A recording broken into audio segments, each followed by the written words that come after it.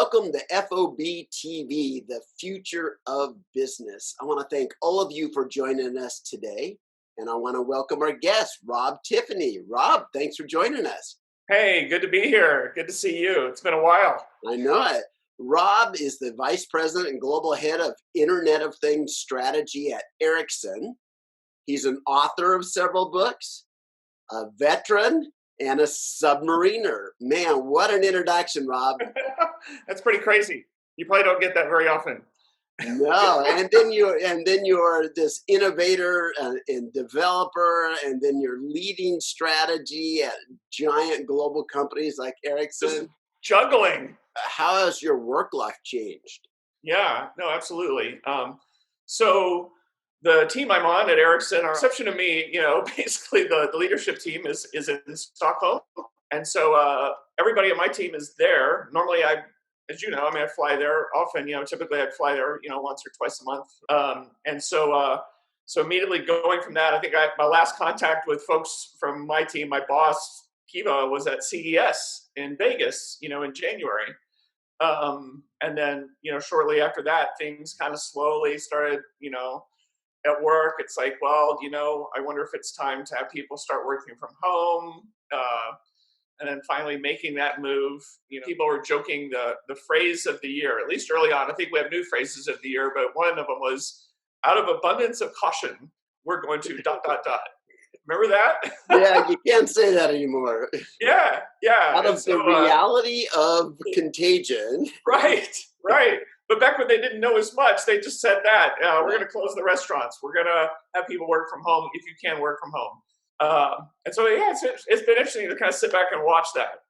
So have you, Rob, received calls from clients or even internally there at Ericsson saying, what do we do? What role can the Internet of Things play in helping some of these big challenges we're all facing around COVID-19?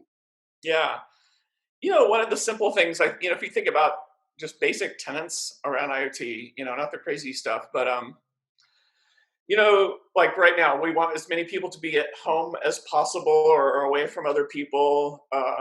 And so without the Internet of Things, what do we have? We have in-person visiting a thing, a machine, a gauge, or whatever. I'm taking a reading. I got to go somewhere to do an inspection. I need a person's looking at something in person to get that knowledge, local in-person knowledge of whatever the state is.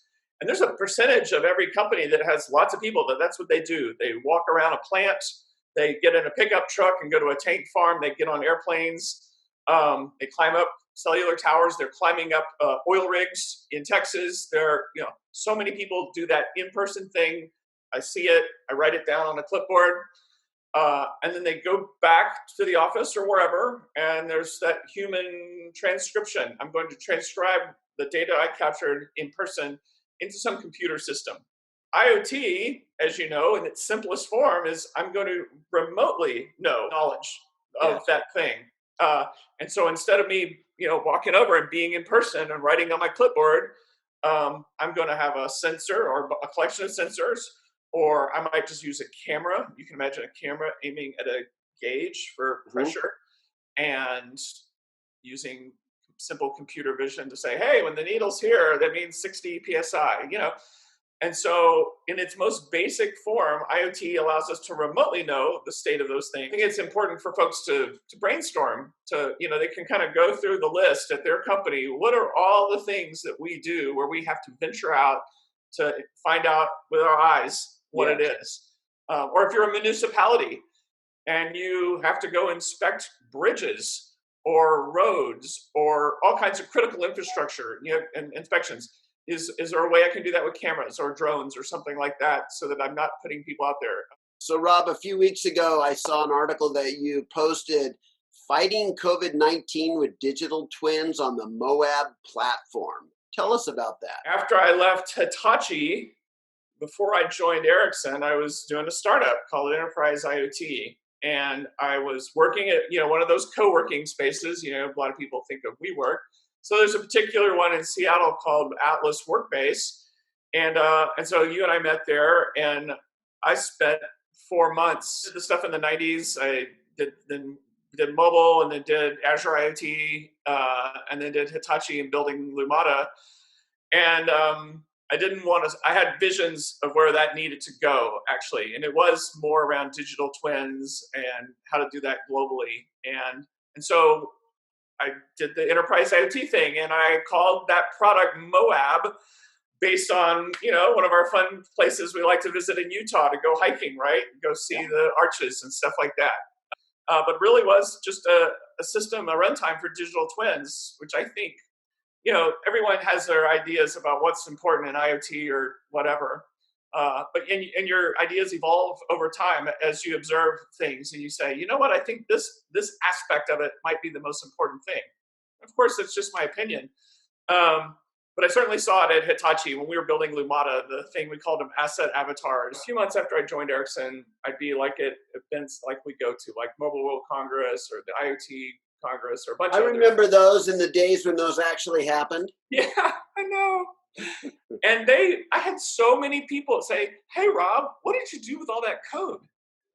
You built all this, you were building like the next gen whatever, and what happened to it? It just kind of stopped. And I'm like, yeah, it's in GitHub. It's on my laptop. It's in the cloud somewhere. I've got a bunch of code, and I haven't looked at it in forever. And I had people asking me, could I have your code? Could we take it into our accelerator kind of pseudo Y Combinator thing? I had lots of people wanting to shepherd my code onto greatness. So over time, I started noticing lots of use cases that weren't business use cases, but they were societal use cases. I really got involved in water issues a long time ago, maybe 2011 timeframe, I guess. And I started putting dots together around IoT and knowing things. And you start exploring how could IoT, remote sensing technologies, actuating, making changes on the fly, help in water issues. And I started writing about stuff like that. And then climate issues started growing and growing and growing and getting real in your face. And I started getting involved in more sessions, panel discussions, talks at events, where I found myself, the whole talk was about applying IoT ideas to climate change. And then it just kind of went from there. It became apparent to me. And what I really liked was how the United Nations put together their 17 sustainable development goals. If for no other reason, it's a great way to categorize things for you. You can reach out and go, okay, this one's poverty, this one's water, this one's, health and wellness, like right now with COVID. Yeah. All those things. And then I can, in my mind, I can go, okay, I'm going to take those and have people I know, friends like you and others, let's figure out what are the use cases where IoT, analytics, AI, whatever, can apply to help those. So it's a great way to just organize things. And so I think the light bulb came on for me with the Moab stuff, that I was like, you know what? I'm going to give away this Moab thing. And this thing is going to be to help society, help humanity. And I'm going to do it using those 17 sustainable development goals as a nice guide. I don't know that I can help all of the 17, but a bunch of them I can. And so the digital twins, digitizing these things. If it's water issues, I'm digitizing, what's that water source? Its properties could be contaminants. This is more in the app, and this is the controversial thing, but now it's big news everywhere with Google and Apple getting together. As part of the app I built, was going to use Bluetooth you can, and Bluetooth and BLE, and you've heard of beacons and stuff like that. They do a broadcast. They call it an advertisement. So the idea is, and I apologize, this is so Machiavellian. This is just me solving the problem. Yeah. Yes, I know I'm exploding privacy issues here. I apologize in advance. But the idea is I have a unique identifier for me, which I have in Moab anyway. You need, I'm Rob Tiffany, but I have some really weird long GUID or unique identifier. Yeah. There's me. I'm broadcasting me from Bluetooth from my app, the same app I'm using to capture all this telemetry data, because I'm an IoT device as well. I'm also using it to say, hey, here's me and other people walking around me. Hopefully they're all using my app too. Yeah, of course. They're all broadcasting, hey, and it's not to know that they're infected right now. What it does is it captures their list of unique identifiers encrypted in the app locally on my device. I can't get to them. and you might change the keys every day, and there's a lot of issues around privacy to work out. And they're doing the same. And the thinking is, in the event that one of those people finds out that they are positive, the problem today, you've heard, obviously the big talk is around contact tracing. The problem today, it's detective work. It's working the phones is what's happening. You're positive. Okay, I need you to think back over the last 14 days or whatever, every single person you came in contact with everywhere, casually, at home, at a restaurant. And it's been a real struggle to get a complete picture. And then, of course, who are those people in contact with? And so, in my mind, you can think about it, Rob. You're in an elevator with a whole bunch of people. You don't know their names. You don't even know them. I would have no way to get in contact with them. So me just being a computer geek, I was like, oh, well, I know how to solve that as long as everyone's running my app. And so the app does two purposes: telemetry, figuring out solving this thing, and contact tracing. Everyone I'm in contact. And the great thing about Bluetooth is the limited range that it has. And you're using the power and the limited range to say, and it's not perfect, but you can't use GPS because GPS is just too broad and it only works outdoors. So Bluetooth, I'm walking near you or I'm in the elevator, we're good to go. We're going to connect. It just simply documents the contact within Bluetooth range of you and other people. Yeah, absolutely. Like, you don't know who they are, but at some level, there needs to be an analysis to see who you've been close to. Yes. And so if I am tested positive, then the proper authorities following the proper privacy security procedures will then be able to get at this data and find out the unique identifiers of all the people I came near in the last 14 days so that they can reach out to those folks appropriately and say, hey, you came close to this guy. We need to test you. We need to find out you might be infected. So that just seemed like an easy way to solve the problem. I know there's a lot of privacy issues around that, but people are doing similar things already in South Korea and Singapore and Taiwan, and they're using apps and technology to beat this thing. And so it just seemed like a no-brainer to me. But it was ironic that I built this thing, and then I presented at this event, and then the next day, Apple and Google are getting together to build this thing. And I know it's always going to be the case. Yeah, no shortage of irony there. Absolutely. Yeah. So how does somebody get a hold of you if they would like to utilize Moab as a nonprofit or as a government agency that wants to just start building on what you've already created there? Yeah, no, absolutely. They can ping on me. They can reach me just rob.tiffany at moabfoundation.org.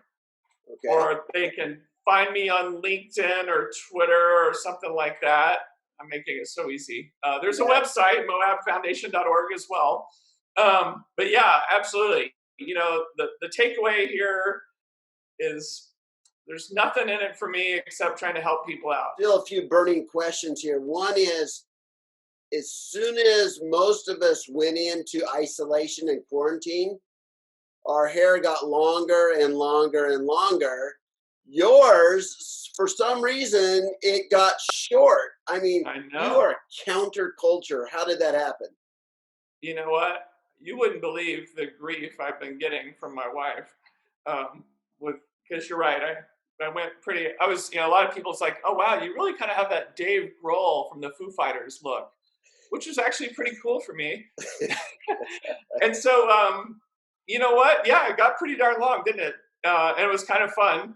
And had lots of people thought it was cool, and then other people were just like, "You're a freak, man."